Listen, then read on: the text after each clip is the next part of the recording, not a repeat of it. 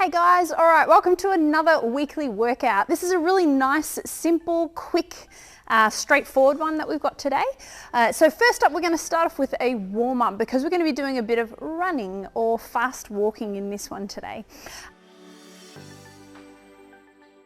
So our first exercise for our warm-up is a single leg drinking bird, or we can call it a single leg deadlift.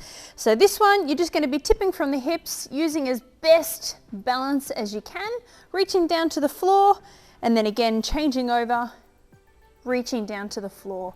If this one is much too unstable for you and it's quite frustrating, then what you can do is you can just pop your foot back, reach down, and then changing over. Just staying really light on that back foot is the key on this one. We want to look for that nice big lengthening and stretching through the hamstring there, and also sort of getting our balance all nice and switched on so we can be really awesome at our running.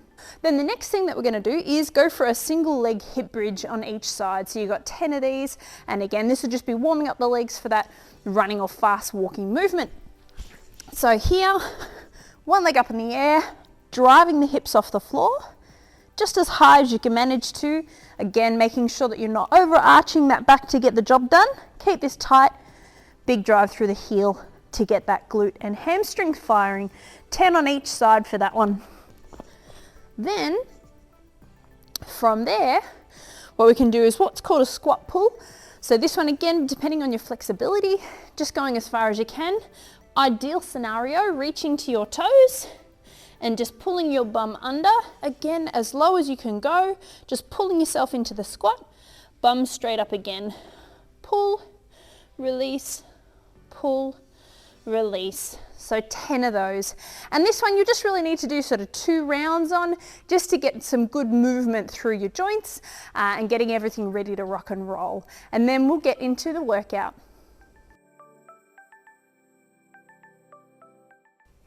All right, our workout. So this one's a really great one to do if you want to get out in the sun and just get a bit of outside action. So the first thing that you're going to do is get a timer set. You can either do it on your watch or have your phone with you if you can. 3 minutes of running or fast walking, or if you can't do either and you'd prefer to use some sort of cardio that you have at home, you can do that as well. So 3 minutes of that.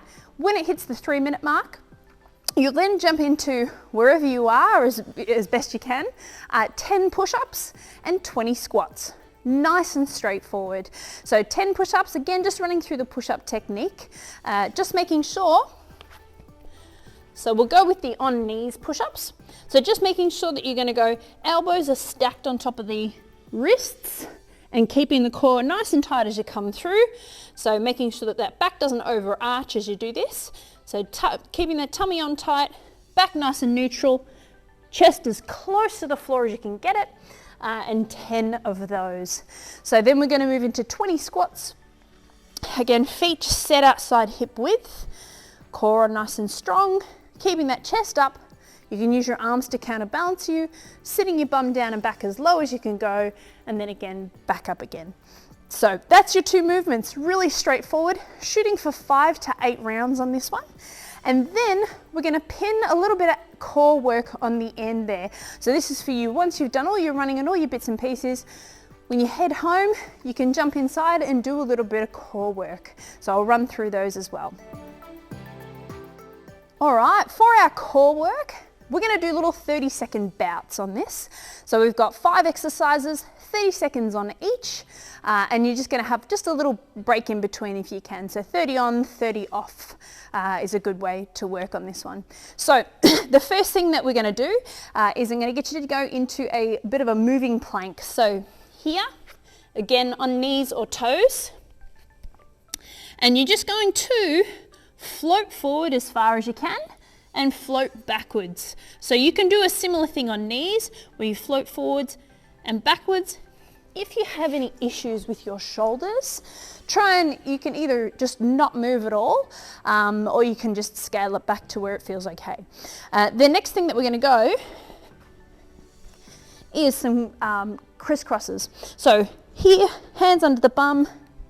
You can get your head off the ground for a little bit more work through that core. If it's too much on the neck, pop your head down. Otherwise, we are crisscrossing those feet out and in. You can put your hands under your bum to support your back. Otherwise, hands down by your side. I'm really using that core to keep that back as close to the floor as you can. So that's your crisscrosses there, again for the 30 seconds on that one.